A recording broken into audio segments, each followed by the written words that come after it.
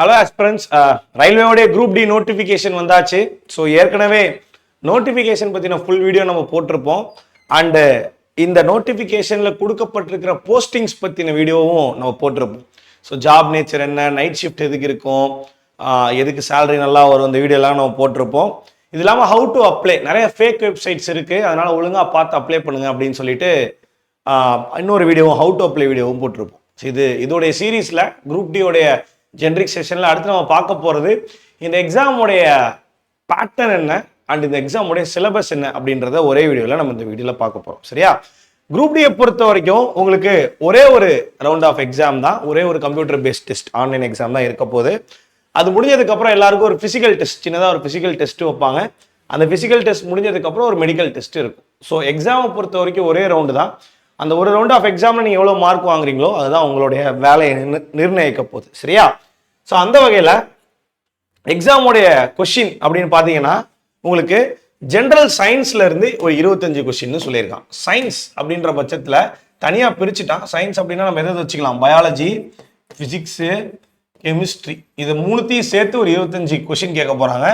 மேக்ஸில் ஒரு 25 கொஷின் கேட்க போகிறாங்க. அதுக்கப்புறம் ரீசனிங்கில் ஒரு 30 கொஷின் கேட்க போகிறாங்க. அண்ட் அதுக்கப்புறம் general awareness and current affairs. இந்த இடத்துல தான் ஒரு ட்விஸ்ட் இருக்குது. என்ன அப்படின்னு பார்த்தீங்கன்னா, இந்த தடவை குரூப் டி எக்ஸாம் எடுத்துக்கிட்டிங்கன்னா சில ஷிஃப்ட்டில் 20மே வந்து பார்த்தீங்கன்னா கரண்ட் அஃபேர்ஸாக இருந்தது. ஜென்ரல் அவேர்னஸ் அப்படின்னு சொல்லப்படுற நம்மளுடைய ஹிஸ்ட்ரி, ஜாகிரபி, பாலிட்டி, எக்கனாமிக்ஸ் கொஸ்டின்லாம் எதுவுமே இல்லாத 20மே கரண்ட் அஃபேர்ஸாக இருந்தது அப்படின்னு சொல்லி நிறைய ஸ்டூடெண்ட்ஸ் சொல்லியிருந்தாங்க. சில பேர்த்துக்கு 15 கரண்ட் அஃபேர்ஸ், ஒரு 5 இந்த மாதிரி ஹிஸ்ட்ரி, ஜாகிரபி கொஸ்டின்ஸ் வரைக்கும் போச்சுன்னு சொல்லி சொல்றாங்க. ஸோ அப்போ மேஜராக இந்த ஏரியாவை டாமினேட் பண்ண போகிறது கரண்ட் அஃபேர்ஸ் தான். ஸோ அதனால குரூப் டிக்கு கரண்ட் அஃபேர்ஸ் நல்லா படிக்கணும். ரயில்வே கரண்ட் அஃபேர்ஸை பற்றி கவலை இல்லை. அதிகபட்சம் 12 மாசத்தோட கரண்ட் அஃபேர்ஸ். இப்போ எக்ஸாம் வந்து உங்களுக்கு இந்த 12/2026 சொல்றாங்க அப்படின்னா நீங்க 12/2025 இருக்கக்கூடிய கரண்ட் அஃபேர்ஸ், ஒரு 12 மாசத்துக்கான கரண்ட் அஃபேர்ஸை படிச்சாலே it will be more then enough for this exam. இதுதான் வந்து பாத்தீங்க அப்படின்னா உங்களுக்கு அந்த ஒரு சிலபஸோடைய ஒரு எக்ஸாமுடைய பேட்டர்ன். இதுக்கான மேக்ஸ் அண்ட் ரீசனிங் வீடியோ தனியாக நான் அப்லோட் பண்றேன். சயின்ஸ் வீடியோவுமே நான் உங்களுக்கு தனியாக அப்லோட் பண்றேன். சரிங்களா? ஸோ இன்னைக்கு மொத்தமாக கம்பைல் பண்ணி இதில் இருக்கக்கூடிய முக்கியமான டாபிக்ஸ் எல்லாமே என்ன அப்படின்றத நம்ம பார்க்க போகிறோம். ஓகேவா? ஸோ 4 சப்ஜெக்ட்ஸ்லையுமே ரொம்ப முக்கியமாக கேட்கப்படுற டாபிக்ஸ் என்ன நம்ம பார்க்க போகிறோம். ஸோ அதில் முதல்ல ரீசனிங்னு எடுத்துக்கிட்டிங்கன்னா, ரீசனிங்கில் எல்லா டாபிக்ஸ்ல இருந்துமே உங்களுக்கு கொஸ்டின் வரும். இருக்கிறதே டாபிக்ஸ் ரொம்ப அதிகமாக இருக்கக்கூடிய ஏரியா அப்படின்றப்ப உங்களுக்கு ரயில்வேல ரீசனிங் தான். ஸோ எல்லா டாப்பிக்கையுமே படிச்சு வச்சுக்கிறது ரொம்ப இம்பார்ட்டன்ட். ஆனால் சில டாபிக்ல கொஸ்டின்ஸ் ரொம்ப அதிகமாக கேட்பாங்க. சீட்டிங் அரேஞ்ச்மெண்ட் மாதிரியான டாபிக், சிலாஜிசம் மாதிரியான டாபிக், அதுக்கப்புறம் series topic, classification topic, analogy, coding, decoding, இந்த மாதிரியான டாபிக்ஸ்லாம் உங்களுக்கு கொஸ்டின்ஸ் கொஞ்சம் அதிகமாக இருக்கும். ஸோ இந்த ஏரியாவில் அதிகமான சம்ஸ் சால்வ் பண்ணி பழகுங்க. ஸோ எதெல்லாம் இந்த ஸ்லைடில் உங்களுக்கு 300க்கு மேலே இருக்கோ, 300+ கொஸ்டினுக்கு மேலே இருக்கோ, அது எல்லாமே உங்களுக்கு இம்பார்ட்டன்ட் டாபிக். ஸோ தட் நீங்கள் அது எல்லாத்துக்கும் ஹைலைட் பண்ணி கொஞ்சம் கான்சென்ட்ரேட் பண்ணி படிக்க வேண்டியிருக்கு. சரிங்களா? பட் இருந்தாலும் இதில் இருக்கக்கூடிய எல்லா டாப்பிக்கும் தெரிஞ்சாதான் ரீசனிங்ல அந்த 30 கேள்வி அப்படின்ற விஷயத்த உங்களால் அட்டன் பண்ணவே முடியும். ரீசனிங்ல 30க்கு ஒரு 28 குறையாம நம்ம வாங்க பார்க்கணும். சரிங்களா? அப்பனாதான் நம்மளால குரூப் டில நல்ல ஸ்கோர் வாங்க முடியும். வரக்கூடிய வேகன்சி எல்லாம் வச்சு பார்த்தா இது ரொம்பவே முக்கியமான விஷயமாவும் நமக்கு தெரியுது. ரைட்? ஸோ அடுத்து போகும் பட்சத்துல உங்களுக்கு ரீசனிங் முடிச்சுட்டு ரீசனிங் எடுத்துக்கும் பட்சத்துல உங்களுக்கு ஒரு ஷிஃப்ட்ல 30 கொஸ்டின்ல எப்படி கொஸ்டின் ஸ்பிளிட் அப் இருக்கும் அப்படின்றதையும் கொடுத்துருக்கேன். சீட்டிங் அரேஞ்ச்மெண்ட்ல இருந்து 1-2 கொஸ்டின், டிஸ்டன்ஸ் அண்ட் டைரக்ஷனை வச்சு உங்களுக்கு 1-2 கொஸ்டின், அனாலஜியை வச்சு 4-5 கொஸ்டின் கேட்கலாம், blood relation, coding, decoding, mathematical operation, இந்த மாதிரி உங்களுக்கு வந்து எல்லா சப்ஜெக்ட்ஸ்ல இருந்துமே மினிமம் 1ல இருந்து மேக்ஸிமம் 3-4 வரைக்கும் போகலாம். அனாலஜிக்கு மட்டும் கொஞ்சம் 4-5 சொல்லி கொடுத்துருக்கேன், ஏன்னா அதிக கான்ட்ரிபியூஷன் இருக்கிறதுனால. அதே மாதிரி கோடிங், டிகோடிங்க்கு 2-3 சொல்லி கொடுத்துருக்கேன். அப்போ மினிமம் 1ல இருந்து மேக்ஸிமம் 3 கேள்வி வரைக்கும் சாதா டாபிக்ஸ்க்கு, அனாலஜி நம்பர் சீரிஸ் மாதிரியான டாபிக் மினிமம் 2ல இருந்து மேக்ஸிமம் 4 கேள்வி கூட போகலாம். சரிங்களா? ஸோ இதுதான் உங்களுக்கு ரீசனிங் உடைய இம்பார்ட்டன்ட் டாபிக்ஸ். ரீசனிங்கை பொறுத்த வரைக்கும் இருக்கிற எல்லா டாபிக்கும் படிச்சு தான் ஆகணும், வேற வழியே கிடையாது. சரிங்களா? நமக்கு இருக்கிறதுல டாப் மோஸ்ட் ஸ்கோரிங் ஏரியா எதுன்னு பார்த்தீங்கன்னா ரீசனிங் தான். கரெக்டா? ரீசனிங் அடுத்து ஆப்டிடியூட் போகும் பட்சத்தில் உங்களுக்கு அரித்மெட்டிக் மேக்ஸ், அட்வான்ஸ் மேக்ஸ்னு 2ஆ பிரிக்கலாம். அதுல பார்த்தீங்கன்னா அரித்மெட்டிக்ல சில ஏரியாவில், ஃபார் எக்ஸாம்பிளுக்கு நம்பர் சிஸ்டம் மாதிரியான ஏரியாவில், டெசிமல் ஃபிராக்ஷன் மாதிரியான ஏரியாவில், அதுக்கப்புறம் உங்களுக்கு சிம்பிளிஃபிகேஷன் மாதிரியான ஏரியாவில், இது எல்லாத்துலேயுமே வந்து பார்த்தீங்கன்னா 200க்கும் அதிகமான கேள்விகள் கேட்கப்பட்டிருக்கு. நம்ம வந்து ரீசனிங்கை கம்பேர் பண்றப்ப அதே அளவுக்கு டாபிக்ஸ் மேக்ஸ்ல இருந்தாலும் உங்களுக்கு வந்து பாத்தீங்க அப்படின்னா இந்த நியூமரிக்கல் மேக்ஸ்ல இருந்து கொஞ்சம் கேள்விகள் அதிகமா வரும். அதுக்கப்புறம் லைட்டா அப்படியே அட்வான்ஸ் மேக்ஸுக்கு போயிருவாங்க. குரூப் டில அட்வான்ஸ் மேக்ஸ் கொஞ்சம் கம்மி தான் கம்பேரிட்டிவ்லி மற்ற ரயில்வே எக்ஸாம்ஸ் கம்பேர் பண்றப்ப அட்வான்ஸ் மேக்ஸ் கொஞ்சம் கம்மி தான். பட் இருந்தாலும் மென்சுரேஷன், அல்ஜிப்ரா, ட்ரிக்னாமெட்ரி, ஜாமெட்ரி போன்ற கொஸ்டின்ஸ் குரூப் டில உங்களுக்கு ஒரு டாபிக் 1ல இருந்து 2 கொஸ்டின் கூட கேட்கலாம். சரிங்களா? ஸோ அப்போ நியூமரிக்கல் மேக்ஸ் அட்வான்ஸ் மேக்ஸ் ரெண்டுமே படிக்கும் பட்சத்தில் மீதி இருக்கிறது குவான்டிடேட்டிவ் ஆப்டிடியூட், அதாவது நம்ம மீதி இருக்கக்கூடிய குவான்ஸ் அரித்மெட்டிக் மேக்ஸ் சொல்லுவோம்ல, அந்த time and work, speed distance, profit loss, இதுவுமே வந்து பார்த்தீங்க அப்படின்னா நீங்கள் கான்சென்ட்ரேட் பண்ண வேண்டிய ஏரியா தான். சரிங்களா? ஸோ இதில் எப்படி என்ன ஐடியாவில் நான் படிக்கணும்னு சொல்கிறேன். பேசிக்ல இருந்து எனக்கு ஒன்றுமே தெரியாதுன்னு நினைக்கிறவங்க இந்த ஏரியா, இந்த நியூமரிக்கல் ஏரியாவை ஃபர்ஸ்ட் கான்சென்ட்ரேட் பண்ணணும். அதுக்கப்புறம் நேராக அட்வான்ஸ் மேக்ஸ் ஏரியாவுக்கு வந்துடணும். மூணாவதாக தான் இந்த டாபிக்ஸ் எல்லாம் தனித்தனியாக எடுத்து படிக்கணும். சரிங்களா? ஃபர்ஸ்ட் நியூமரிக்கல் ஏரியா, ரெண்டாவது அட்வான்ஸ் மேக்ஸ் ஏரியா, மூணாவது வந்து இந்த, ஏன்னா இதுல ஒவ்வொரு டாபிக்லயுமே அதிகமான டைப்ஸ் இருக்கும். அட்வான்ஸ் மேக்ஸ் நம்மளால ஈஸியா முடிச்சிட முடியும். அதே மாதிரி இங்க பேசிக் தெரிஞ்சதுன்னா அடுத்தடுத்த கேள்விகளை நம்ம சால்வ் பண்ணிட்டே போயிடலாம். ஸோ இங்க இருக்கக்கூடிய அரித்மெட்டிக் மேக்ஸ் தான் கொஞ்சம் உங்களுக்கு டஃபா தெரியுற மாதிரி இருக்கும். ஸோ இந்த ஆர்டர்ல ஃபாலோ பண்ணீங்கன்னா உங்களுக்கு கொஞ்சம் ஈஸியா இருக்கும். இல்ல சார் நான் ஒரு வெட்டரன் ஆஸ்பிரண்ட் எப்பயுமே நான் இதுக்கு முன்னாடி எக்ஸாம்ஸ்லாம் எழுதியிருக்கேன்ற பட்சத்துல நீங்க வந்து உங்களுடைய ஆர்டரை சூஸ் பண்ணிக்கலாம். உங்களுக்கு பிடிச்ச ஆர்டரை சூஸ் பண்ணிக்கலாம். தனித்தனி டாபிக்கா போகாம நிறைய ப்ரீவியஸ் இயர் கொஸ்டின்ஸா மொத்தமா சால்வ் பண்ண பாருங்க. ஏன்னா ஒரே ஃப்ளோல மைண்ட் இருக்கிறத விட அடுத்தடுத்து வேற வேற கொஸ்டின்ஸ் புது புது டாபிக்ல பாக்குறது தான் உங்களுக்கு ரொம்பவே யூஸ்ஃபுல்லாகவும் இருக்கும். சரியா? ஸோ அப்ப நான் சொல்றது ரொம்ப சிம்பிள்.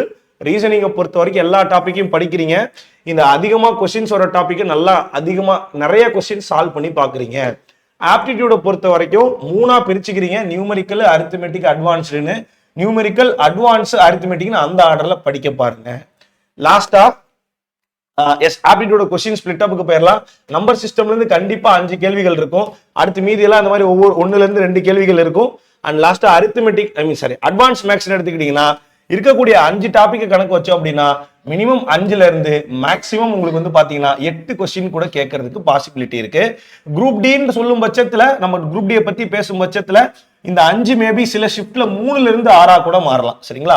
அப்ப ஆவரேஜா வந்து பாத்தீங்க அப்படின்னா உங்களுக்கு ஒரு 4 கொஸ்டின் வச்சுக்கலாம் இந்த டாபிக்ஸ் எல்லாத்தையும் சேர்த்து. ஓகேவா? ஸோ இதுதான் மேக்ஸுக்கான ஸ்பிளிட் அப். ஸோ நல்லா கவனிச்சுக்கணும். இந்த நியூமரிக்கல் மேக்ஸ் ரொம்ப இம்பார்ட்டன்ட். நியூமரிக்கல் மேக்ஸ் முடிச்சதுக்கு அப்புறம் அப்படியே எங்க போறீங்க? அரித்மெட்டிக் மேக்ஸை பாக்குறீங்க. அண்ட் லாஸ்டா அட்வான்ஸ் மேக்ஸ். சரிங்களா? ஸோ இது 3மே இருக்கு. ஆனா ஆர்டர் ஞாபகம் வச்சுக்கணும். முதல்ல நியூமரிக்கல் மேக்ஸ், ரெண்டாவது அட்வான்ஸ், மூணாவது அரித்மெட்டிக் போக பாருங்க. ஓகேவா? இந்த ஆர்டர் போனீங்கன்னா உங்களுக்கு கொஞ்சம் யூஸ்ஃபுல்லா இருக்கும். அடுத்து சயின்ஸுக்கு போயிடுவோம். சயின்ஸோட கொஸ்டின் ஸ்பிளிட் அப் கடந்த வருடங்கள்ல கேட்கப்பட்ட கொஸ்டின் ஸ்பிளிட் அப்னு எடுத்துக்கிட்டீங்கன்னா physics, chemistry, biology, environment, science and டெக்னாலஜின்னு சில எக்ஸ்ட்ராவும் இருக்கு. ஆனா இந்த என்விரான்மெண்ட் அப்படியே நம்ம பயாலஜி கூட சேர்த்துக்கலாம். சயின்ஸ் அண்ட் டெக்னாலஜி அப்படின்றது ஒரு ட்ரிவியா கேள்வி மாதிரி வச்சுக்கலாம். ஏன்னா இது ஜஸ்ட் ஒரு 1000 கேள்விகள் தான் கான்ட்ரிபியூட் ஆயிருக்கு. ஆனா பிசிக்ஸ், கெமிஸ்ட்ரி, பயாலஜி மட்டும் பாத்தீங்கன்னா உங்களுக்கு 200 கேள்விகள் தான் கான்ட்ரிபியூட் ஆயிருக்கு. பிசிக்ஸ், கெமிஸ்ட்ரி மட்டும் பார்க்கும் பட்சத்துல பிசிக்ஸ்ல 1600, கெமிஸ்ட்ரியில 1700 அண்ட் பயாலஜில 1300 கேள்விகள் அப்படின்ற பட்சத்துல இந்த 3 டாபிக் தான் உங்களுக்கு சயின்ஸை பொறுத்த வரைக்கும் டாப் 3ஆ இருக்க போகுது. அதனால இந்த என்விரான்மெண்ட், சயின்ஸ் அண்ட் டெக்னாலஜிக்கெல்லாம் இப்போதைக்கு நம்ம கவலைப்பட வேண்டாம். இப்போ இந்த நடக்கக்கூடிய குரூப் டி நடந்து முடிக்கட்டும், அதோட ஆன்சர் கீ வரட்டும், அதை வச்சு நம்ம லைட்டா இதுல புது டாபிக் என்ன இருக்கு எப்படி எதுன்றதை படிச்சுக்கலாம். ஆனா இங்க நீங்க மெயினா கான்சென்ட்ரேட் பண்ண வேண்டியது physics, chemistry, biology.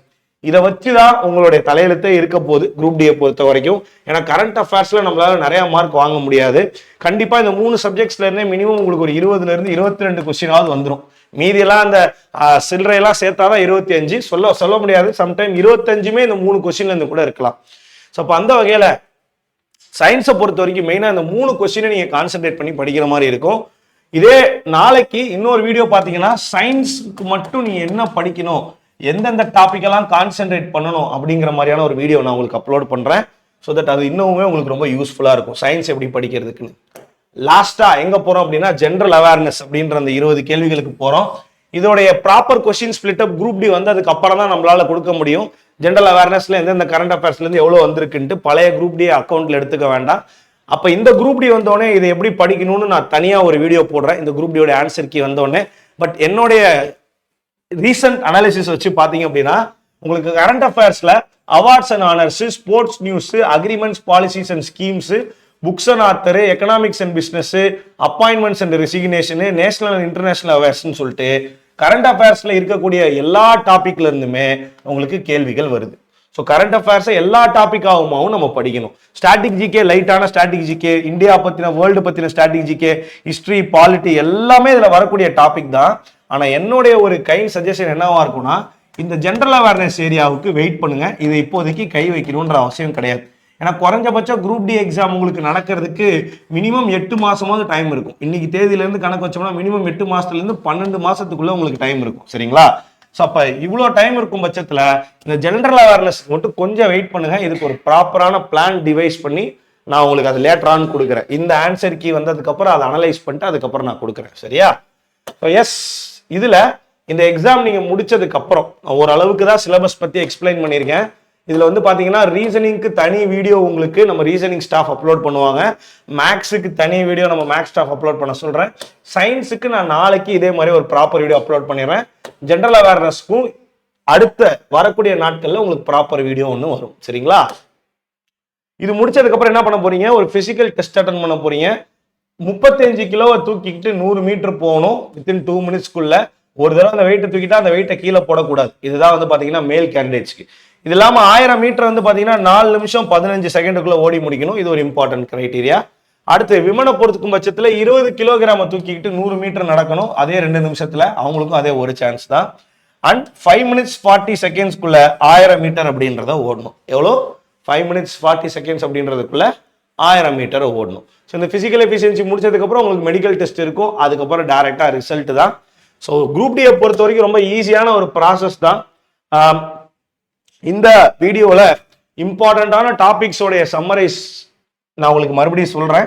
Main concentration first ரீசனிங்க்கு கொடுக்க ஆரம்பிங்க. ஏன்னா ரீசனிங் தான் உங்களுக்கு ஸ்கோரிங் ஏரியா. 30 கொஸ்டின் இருக்கும் பட்சத்தில் கண்டிப்பாக நீங்கள் ஒரு 28 கொஸ்டின் கூட அட்டன் பண்ணலாம் ஈஸியாக. அதுக்கப்புறம் ஆப்டிக்கு போகலாம். ஆப்டியில் கான்செப்ட்ஸ் படிச்சுட்டு உங்களால் என்ன பண்ண முடியும்? ஒரு 22+ டார்கெட் பண்ண முடியும். அதுக்கப்புறம் சயின்ஸ் எடுத்துக்கலாம். சயின்ஸில் 25 கொஸ்டினுக்கு 20 கொஸ்டின் நம்ம வாங்கினோம்னாலே இட் இஸ் மோர் தேன் எனஃபாக நமக்கு இருக்கும். அண்ட் லாஸ்ட்டாக current affairs topic, general awareness and current affairs டாப்பிக்கில் இருக்கக்கூடிய கேள்வி 20 கேள்வியில் நமக்கு எவ்வளோ அதிகமாக அட்டன் பண்ணுறோம், 10 அட்டன் பண்ணாலுமே நமக்கு அது நல்லது தான். ஸோ அந்த வகையில் கணக்கு போட்டோம் அப்படின்னா உங்களுக்கு ரஃபாக இங்கே ஒரு 40, 50, 60, 70, 80 கேள்வி கிட்ட இங்கேயே வந்துடுது. சரிங்களா? 80 கேள்வி கிட்ட உங்களுக்கு இதிலே வந்துடுது. 80+ டார்கெட் பண்ணீங்கன்னா தான் உங்களால் கண்டிப்பாக குரூப் டியில் கன்ஃபார்ம் 100% வேலைக்கு போக முடியும் அப்படின்றவங்களுக்கான நம்பர் நான் சொல்லியிருக்கேன். ஸோ படிச்சுக்கிட்டே இருங்க. குரூப் டியோடைய எக்ஸாம் டேட்லாம் வந்ததுக்கப்புறம் குரூப் டிக்கான யூடியூப் செஷன்ஸ் கண்டினியூ பண்ணப்படும். சரியா? நாளைக்கு வீடியோவில் நம்ம மறுபடியும் சயின்ஸ் டாபிக்ஸில் எதெல்லாம் படிக்கணும் அப்படின்றத பார்க்கலாம். So until then see you all, tata, bye bye. இந்த வீடியோ பிடிச்சிருந்தது அப்படின்னா லைக் பண்ணி, இதான் ஃபர்ஸ்ட் டைம் நம்ம சேனலை விசிட் பண்ணுறீங்கன்னா சப்ஸ்கிரைப் பண்ணி வச்சுக்கோங்க. மீண்டும் நெக்ஸ்ட் வீடியோவில் பார்க்கலாம். Thank you, tata.